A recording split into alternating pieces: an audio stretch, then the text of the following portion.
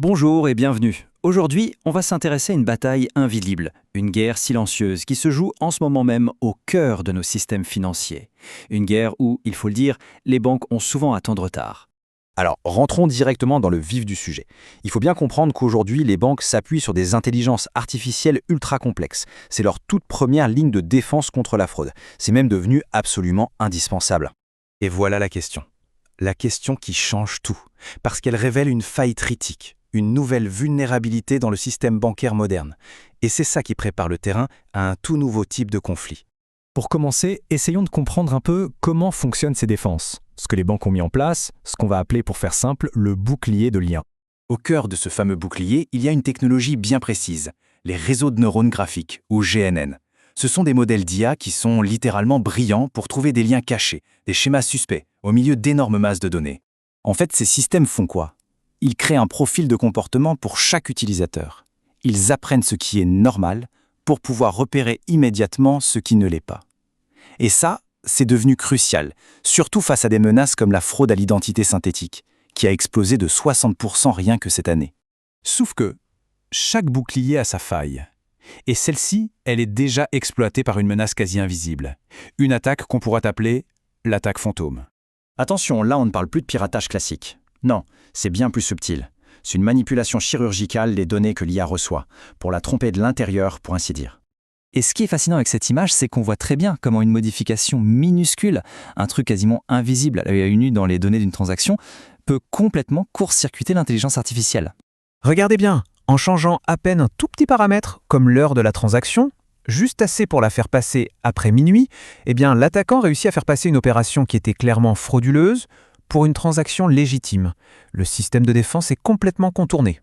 Alors, la question c'est, à quel point ces attaques fantômes sont-elles efficaces? Les chiffres qu'on a, qui viennent de la recherche, sont, disons-le franchement, alarmants. Des recherches très sérieuses montrent que l'un des types d'attaques les plus puissants réussit contre les réseaux de neurones graphiques des banques, près de 9 fois sur 10. Ce n'est plus une faille, c'est une autoroute.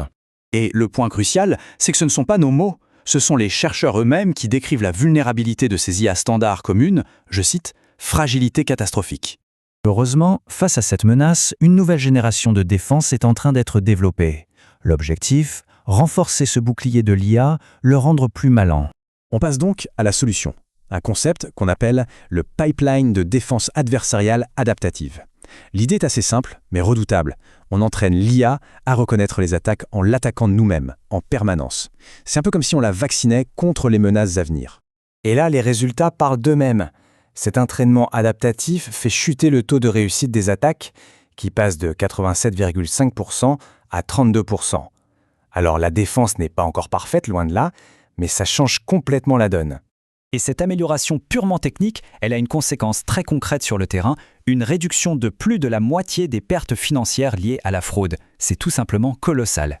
Forcément, cette nouvelle technologie soulève des questions vraiment fondamentales sur l'avenir de la sécurité financière, pour nous tous en fait.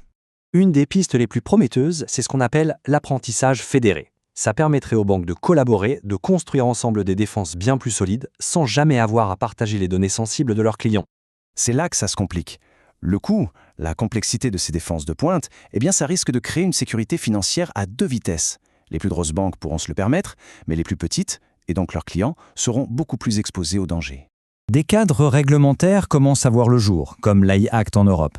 Mais le problème, c'est qu'il y a un décalage énorme entre la vitesse à laquelle la menace évolue et la lenteur de la mise en place de règles vraiment contraignantes. La loi est toujours en retard.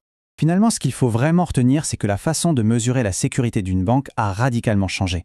La vraie question n'est plus « est-ce que notre IA détecte la fraude ?», mais bien « est-ce que notre IA peut résister à une autre IA, une IA adverse ?» Et aujourd'hui, pour beaucoup d'acteurs, la réponse honnête à cette question, c'est non.